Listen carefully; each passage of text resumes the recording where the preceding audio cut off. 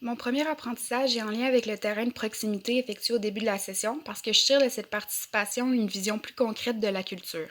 Cette méthode qui permet l'observation directe et l'entrevue des personnes présentes m'a permis d'avoir un rôle actif dans ma recherche sur l'une des sous-cultures de ma propre société. Mon expérience avait pour but de comprendre comment la culture détermine la manière qu'ont les enfants de se divertir dans un parc. J'ai pu alors définir certaines caractéristiques abstraites de la culture. Par exemple, elle est partagée car les enfants du même âge jouent souvent ensemble. Mon deuxième apprentissage concerne la culture qui est acquise. J'ai compris par l'enseignement de ma professeure que le processus d'enculturation est responsable de notre perception du monde. De ce fait, la culture comporte les façons d'agir, de penser et de ressentir qui sont similaires dans un groupe d'individus mais qui diffèrent d'une société à l'autre. J'ai réalisé que moi aussi ma culture je l'ai apprise, notamment par l'environnement dans lequel je vis. Cela ne concerne pas juste les autres autour de moi, je fais moi-même partie de la diversité au point de vue d'autrui.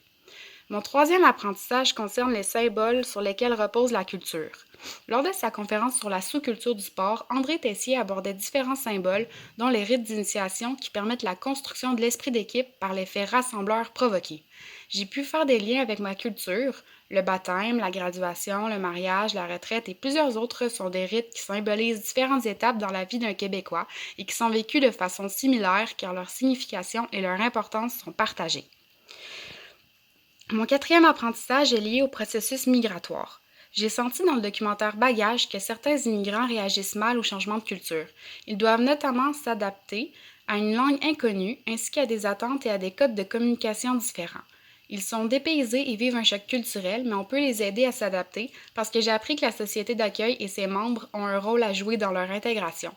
C'est nécessaire de faire preuve de relativisme culturel et d'éviter les stéréotypes, donc d'être altruiste et utiliser ses aptitudes de communication interculturelle pour qu'ils aient le désir de s'ajuster.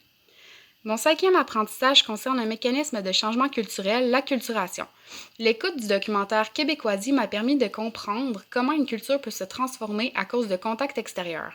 En ce qui concerne la perte identitaire des Autochtones, on voit surgir aujourd'hui le phénomène d'autochtonisation qui en vise la réappropriation. J'ai constaté que mon ouverture d'esprit s'est grandement développée, mais observé que beaucoup de Québécois sont ethnocentriques et minimisent la différence culturelle par l'ignorance flagrante et les préjugés dont ils font preuve.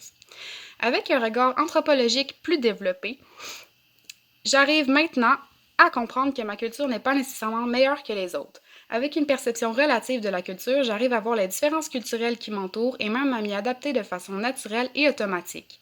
Les rencontres culturelles sont enrichissantes parce qu'elles permettent de partager des points de vue différents. D'ailleurs, je suis persuadée qu'il est indispensable de sensibiliser les gens à la condition autochtone qui s'est détériorée à cause de la méconnaissance des gens. Aussi, lors de mon activité supplémentaire, mon intérêt pour la diversité m'a permis d'éprouver de l'empathie pour les peuples assimilés.